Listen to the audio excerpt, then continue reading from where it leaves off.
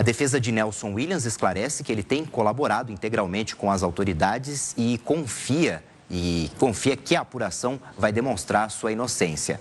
Afirmou ainda que sua relação com o investigado, Maurício Camisotti, é apenas profissional, já que ele é seu cliente na área jurídica. A defesa do empresário Maurício Camisotti afirma que não há qualquer motivo que justifique sua prisão no âmbito da operação relacionada à investigação de fraudes no INSS. O advogado de Antônio Carlos Camilo Antunes, o careca do INSS, falou com a imprensa durante a ação da Polícia Federal. Ele contestou a decisão da prisão e reforçou que a empresa do cliente apenas prestava serviços às associações fraudulentas. Nós temos documentação e farta documentação que nós vamos mostrar. Nós estávamos aguardando a intimação para que ele pudesse depor no momento adequado e mostraríamos a documentação. Com a prisão, naturalmente, esse processo se acelera, esse processo se apressa e nós vamos, então, agora encaminhar documentos para mostrar que a empresa do senhor Antônio Camilo prestava serviço para as associações, ele nunca foi responsável pela obtenção de dados de aposentados, ele nunca foi responsável pelo recrutamento dessas pessoas, ou seja, a empresa dele prestava um serviço para essas associações, serviços que eram terceirizados mediante contrato e mediante prestação de serviço. Isso será demonstrado e eu não tenho dúvida de que o Supremo Tribunal Federal haverá de compreender a verdadeira e efetiva dinâmica dos fatos e essa prisão seguramente será revogada. Agora a gente fala sobre a condenação do ex-presidente Jair Bolsonaro por 5 crimes em julgamento sobre a trama golpista. As defesas de Bolsonaro e os outros 7 réus podem recorrer da decisão confirmada ontem pela primeira turma do Supremo Tribunal Federal. O recurso chamado embargos de declaração serve para esclarecer eventuais omissões e contradições no julgamento. Outra possibilidade seria tentar levar o caso ao plenário com embargos infringentes. Mas esse tipo de recurso só costuma ser aceito quando há mais de um voto contrário à decisão final, o que não acontece nesse caso. Depois de esgotados todos os recursos, a única alternativa na justiça brasileira seria uma revisão criminal desde que surjam fatos novos. Por isso, a defesa de Bolsonaro já anunciou que, além de recorrer no STF, pretende levar o caso para cortes internacionais. Os advogados do ex-presidente classificaram a pena de 27 anos e 3 meses em regime fechado como absurdamente excessiva. Os outros 7 réus receberam penas que variam de 2 a 27 anos. E o ex-presidente Jair Bolsonaro e mais 7 réus foram condenados na noite de ontem. A gente acompanhou aqui na Record News, acusados de planejar uma tentativa de golpe de Estado. Para a gente poder analisar o julgamento e entender agora os próximos passos, a gente vai conversar com Tiago Turbay, advogado criminalista e sócio do escritório Boaventura Turbay Advogados. Boa tarde, obrigado por aceitar o nosso convite. Eu queria até já emendar a primeira pergunta. O que falta agora para a prisão efetiva de todos os condenados no julgamento de ontem? Boa tarde. Boa tarde, Renato. Boa tarde a todos que nos veem ou escutam. Agora, o acórdão tem que ser publicado, o acórdão condenatório, já que a resolução das matérias foram todas cumpridas na sessão extraordinária de ontem, inclusive a quantidade de pena já estabelecida.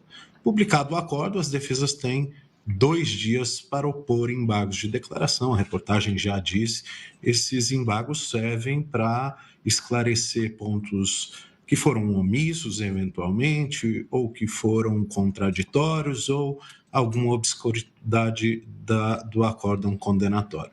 Portanto, só serve a isso. Acho muito difícil que a defesa consiga operar um efeito modificativo, que mudaria o resultado da sentença condenatória. Nesse caso, não cabem embargos infringentes, porque o Supremo tem historicamente decidido já há anos que é necessário haver 2 votos pela absolvição, quando o caso é de condenação, para que os embargos infringentes sejam admitidos. Só há no regimento interno do Supremo Tribunal Federal norma para aquelas decisões, para aqueles processos que tramitem no plenário, e não havia, portanto, norma que regulasse os embargos de infringentes nos julgamentos que ocorrem nas turmas. Mas já há alguns anos o Supremo entendeu como compatível nos órgãos fracionários, como a turma também aplicar a possibilidade de embargos de infringentes, né? Os embargos de quando há votos divergentes. Nesse caso, não vai caber. Portanto, depois da decisão dos embargos, imagino que o Supremo vá decidi-los muito breve, portanto, haveria a publicação dos acórdãos. Eu não vejo uma matéria capaz de modificar o resultado, só depois haveria a execução das penas. E quais são os prazos? Quanto tempo que a primeira turma tem para publicar o acórdão e para analisar os recursos que serão apresentados pelas defesas? Não há um tempo definido, mas eu imagino que esse caso mereça uma aceleração do Supremo Tribunal Federal. É preciso resolver este caso. Já houve o julgamento bastante extensivo por parte da primeira turma do Supremo Tribunal Federal, portanto, os embargos serão logo, primeiro, aberto o prazo depois da publicação e acho que serão julgados também num tempo muito célere. No caso do presidente Jair Bolsonaro, ele está em prisão domiciliar. É possível que a defesa recorra e consiga que o ex-presidente siga em prisão domiciliar, agora já cumprindo pena em prisão domiciliar? Renato, depois da decisão dos embargos, inicia-se o processo de execução, processo de cumprimento de pena. Eu imagino que a defesa, tão logo tenha um julgamento dos embargos, peticionará ao juiz, ao ministro Alexandre, que é o juízo, também acumulará provavelmente esse início da execução, depois passará à Vara de Execuções Penais do Distrito Federal, mas a defesa deve endereçar ao ministro Alexandre de Moraes um pedido para que ele cumpra a prisão com um regime domiciliar. Não é o mesmo que a prisão que ele cumpre hoje, já que a prisão que ele cumpre atualmente é uma prisão cautelar, provisória. Agora será uma prisão definitiva. Mas, na prática, mudará muito pouco. Então, ex-presidente Jair Bolsonaro deve, então, cumprir a pena em regime domiciliar em razão dos problemas de saúde que ele enfrenta, a necessidade de submeter a procedimentos médicos com alguma regularidade. Acho que as defesas já prepararam isso e já sabiam isso, mesmo antes do resultado. No caso da pena de Jair Bolsonaro, 27 anos e 3 meses. A pena começa a contar a partir da publicação do acórdão, já está contando, se desconta os dias em que o presidente estava em prisão domiciliar? Se descontam os dias. Esses que ele cumpriu de maneira cautelar serão também computados na pena final para que haja essa acumulação de penas, já que ele está no regime prisional.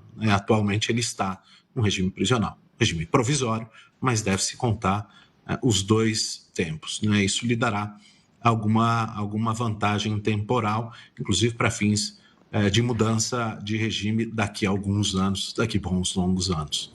No caso dos recursos não serem aceitos e Bolsonaro não ficar em prisão domiciliar, já é certo para onde o ex-presidente pode ir, onde ele ficará preso? É certo que é na Papuda ou isso ainda está em aberto? Acho que isso será definido pelo juízo de execução, após esgotarem todos os recursos no Supremo Tribunal Federal. Em Brasília, me parece que seria o mais viável já que, no caso do ex-presidente Jair Bolsonaro, o próprio Exército, ele é um militar reformado, mas o próprio Exército, me parece, isso foi noticiado pela imprensa, diz que não haveria possibilidade de cumprir a pena num estabelecimento militar. Há, dentro do sistema penitenciário, uma parte, um estabelecimento separado que acolhe militares, mas não me parece que será lá. Eu acho que, por parte do Supremo também, imagino que haja alguma conveniência institucional nisso, o Supremo deve, se pedido pela defesa, o Supremo deve aceitar esse regime especial de cumprimento, que é absolutamente extraordinário. O comum era ir ao sistema penitenciário, cumprir pena no sistema penitenciário. Mas, em razão dessa excepcionalidade, o Supremo Tribunal Federal deve, por meio do relator, deve estabelecer um outro regime. Ele deve cumprir em regime domiciliar. Não vejo outro horizonte. Quais são as regras para progressão de pena? Porque a gente fala em penas de 27 anos, no caso do ex-presidente, 26 anos para o ex-ministro e candidato a vice Walter Braga Neto, mas o período que eles cumpririam a pena propriamente seria menor, a progressão de pena. Quais são as regras, levando em conta o julgamento de ontem? Há uma série de delitos que foram cumulados, né? Não há um concurso de delitos e cada um responderia a uma espécie diferente de regimes para fins de progressão.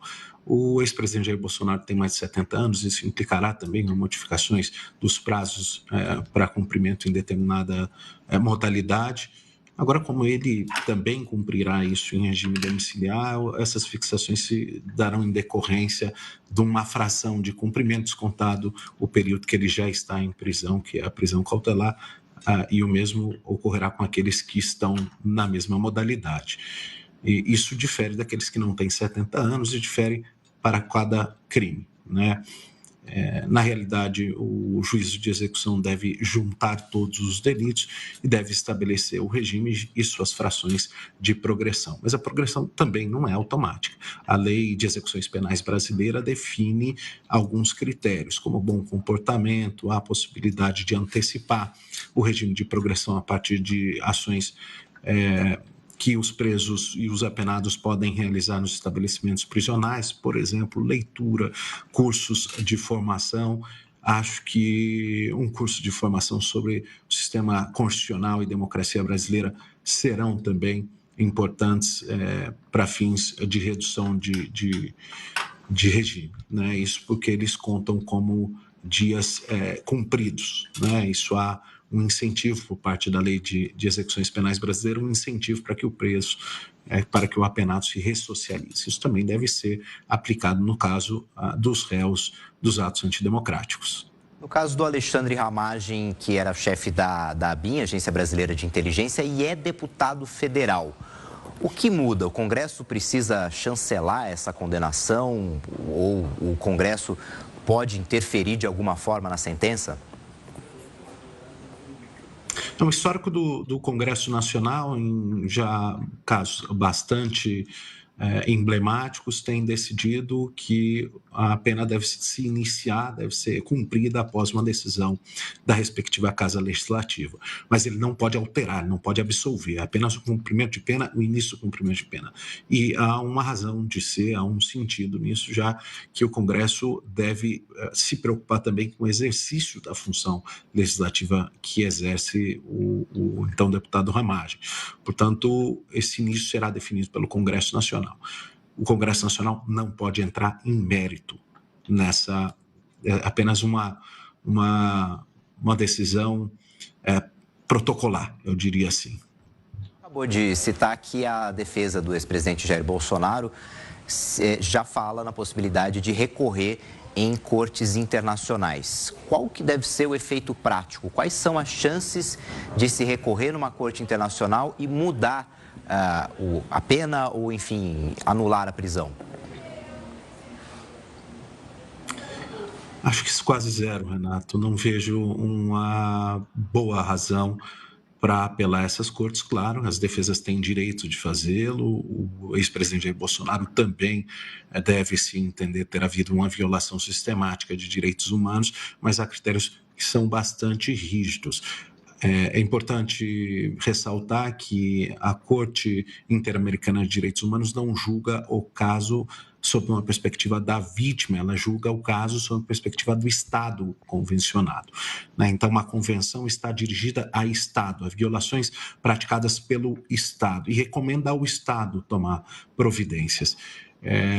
Há uma matéria bastante relevante, acho que essa poderia e deveria ser objeto de discussão pelo Supremo Tribunal Federal, porque, não em relação ao ex-presidente Jair Bolsonaro, mas a Convenção Interamericana de Direitos Humanos, a convenção diz sobre a necessidade de realizar um duplo grau de jurisdição. Significa que duas cortes, duas instituições do Poder Judiciário devem julgar um caso, ou duas instâncias do Poder Judiciário devem julgar um caso para fim de garantia especial do contraditório e da ampla defesa. Todavia, o Supremo Tribunal Federal já decidiu mais de uma vez que a convenção, isso não é uma novidade no caso Bolsonaro, mas a convenção está abaixo da Constituição Nacional e acima das demais leis. Estando abaixo da Constituição Federal, no caso dos originários, processo em que a prerrogativa de função atrai a competência do Supremo Tribunal Federal, não há necessidade de ter duplo grau de jurisdição e o próprio julgamento colegiado abrangeria os princípios que são inerentes a esse tipo de efeito. Portanto, não há de se dizer que houve uma violação à Constituição ou uma violação à Convenção Interamericana de Direitos Humanos ou de Direitos Políticos. Neste caso, já desde o mensalão, o Supremo Tribunal tem já se posicionado sobre a atração da competência ao Supremo Tribunal Federal, no caso dos originários, se dá por um comando constitucional. Agora, é diferente aqueles que não teriam prerrogativa de função, mas que foram julgados pelo Supremo Tribunal Federal em razão da conexão com outros réus, que sim, esses eram detentores de prerrogativa. Neste caso, a norma de regência que leva o caso ao Supremo Tribunal Federal é o Código de Processo Penal, que diz respeito às normas de conexão. Estando a convenção acima, com hierarquia superior ao Código de Processo Penal, esses réus poderiam arguir o Supremo Tribunal Federal e, eventualmente, a Corte Interamericana sobre uma violação a um comando, a uma norma instrutora da Convenção Americana de Direitos Humanos sobre violação ao duplo grau de jurisdição.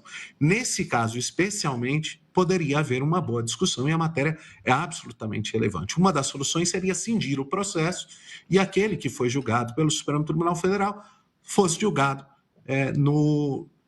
numa instância inferior. Não é o caso do ex-presidente Jair Bolsonaro, porque também, já no célebre caso Maluf, o Supremo Tribunal Federal entendeu e recentemente reafirmou esse entendimento de que a prerrogativa de função se dá em atração a fatos realizados durante o exercício do mandato, porque o que se protege não é o réu, e sim é o exercício do mandato. Então, o dispositivo de atração é sobre a ocorrência dos fatos no período em que exercia uma função submetida à prerrogativa do Supremo Tribunal Federal. Este é o caso do ex-presidente Jair Bolsonaro.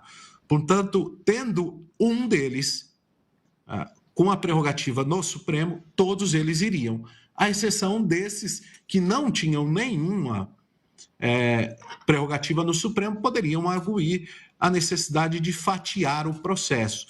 Isso não aconteceu de maneira original neste caso. Há um processo que está submetido à corte em razão desta convenção, que é o caso do ex-ministro José Dirceu. E este caso aguarda julgamento pela Corte Interamericana para que a corte se posicione sobre a necessidade ou não e indique ao país qual é o entendimento daquele órgão de como deveria ser os casos em que deveria haver fatiamento em respeito ao duplo grau de jurisdição. Bom, a matéria parece bastante complexa, não é uma inovação pelo caso Bolsonaro ou o caso dos casos relativos aos atos antidemocráticos, mas é uma matéria processual bastante interessante. Tirando isso, teria que ter havido esgotamento de todos os recursos, deveria haver, para que a Corte Interamericana julgasse o processo, uma violação sistemática por parte do Estado brasileiro de direitos e garantias individuais, e essa violação sistemática daria com uma proteção insuficiente, uma proteção do Estado não só insuficiente, como deficiente. Não deveria haver sistemas de controle operativos. Não foi o que aconteceu no caso do ex-presidente Jair Bolsonaro, nem desses corréus que foram julgados ontem. Não houve, por parte do sistema brasileiro de justiça, uma limitação operativa. Eventuais erros substantivos de julgamentos não são passíveis de correção pela Corte Interamericana de Direitos Humanos. Portanto, é uma matéria de outra matiz, que diz respeito a outro tipo de violação. Mas é muito interessante também que esse caso atrai a atenção de uma equipe, de um conglomerado de políticos que sistematicamente rejeitaram a hipótese de o Estado atuar quando há violação de direitos humanos. Agora, esses parecem recorrer ao sistema de proteção e controles de violações de direitos humanos. Talvez sirva a lição de que é necessário estabelecer controles mais rígidos por parte do Brasil, não só para proteger determinado caso, determinada classe política, mas como um sistema operativo de controles contra violações sistemáticas de direitos humanos. Esse tipo de argumento serviria, por exemplo, a obrigar o Brasil a ter tomado iniciativas quando do Covid-19 o Brasil se negava a oferecer vacinas. Isso poderia ser interpretado como uma violação sistemática aos direitos humanos. Portanto, se nós voltarmos aos olhares institucionais à necessidade de estabelecer um rígido controle de observância de direitos humanos, nós teremos que fazer uma revisão histórica das atitudes que foram tomadas. Nós não poderemos, por exemplo, defender tortura e direitos humanos, é incompatível. Então, o discurso político sobre favorável à tortura, favorável ao extermínio policial com a proteção de direitos humanos é incompatível. Uma última pergunta. Na claro que as coisas me parecem bastante distintas, mas elas se mesclam quando o que se produz de discurso é que houve uma violação sistemática de direitos humanos. Talvez tenha havido violação sistemática de direitos humanos em outras estruturas, em outras decisões políticas, não num julgamento em que é natural que as defesas façam arguições de restrições de liberdades e garantias, de restrições do devido processo legal, de constrição da ampla defesa, mas isso não está dentro da alçada de correção da Corte Interamericana de Direitos Humanos. E uma última pergunta. Ontem a gente acompanhou já à noite a dosimetria, cálculo das penas, que foram desde 2 anos para Mauro Cid, ex-ajudante de ordens de Bolsonaro, até a maior pena, que foi a de Bolsonaro, de 27 anos. Na sua avaliação, há algum ponto da dosimetria que possa virar um recurso das defesas? Alguma coisa que possa ser questionada pelas defesas? Essas matérias provavelmente não serão objeto de embargos, ainda que as defesas tentam e é legítimo que tentam. Há alguns debates que me parecem que não foram tão claros, e isso se dá em razão da não leitura íntegra dos votos dos ministros, portanto, não é possível entender qual foi a fundamentação total empregada para a aplicação da pena, mas me parece que foram aplicadas circunstâncias judiciais a maior, né? Foram dosadas com elevação às circunstâncias, o que levou a pena aos patamares mais altos. Isso poderia ser discutido, mas sem olhar a fundamentação é muito difícil fazer uma prognose. É necessário discutir qual fundamento foi utilizado, se esse fundamento é contraditório, se há alguma omissão relevante para fins de aplicação dessa pena, por exemplo, se algum dado objetivo que pudesse atrair uma redução, a incidência de uma redução de pena não foi observado, aí sim poderiam a defesa arguir por meio de embargos de declaração. É necessário ver o acordo, é preciso ler o acordo com muito parcimônia. Agora, o exercício de defesa dos advogados devem ser preservados irrestritamente. A eles caberá o recurso, a oposição dos embargos deve ser feita por eles e merecem os réus e a advocacia que o julgamento se dê de maneira equilibrada e a respeitar o devido processo legal. Atropelos agora não ajudarão o sistema de justiça nacional e não fortalecerá a democracia. Preciso que o julgamento entenda, e também por parte do Supremo Tribunal Federal, que estruturas de restrição de liberdades e garantias individuais não são equivalentes também a reforço de democracia.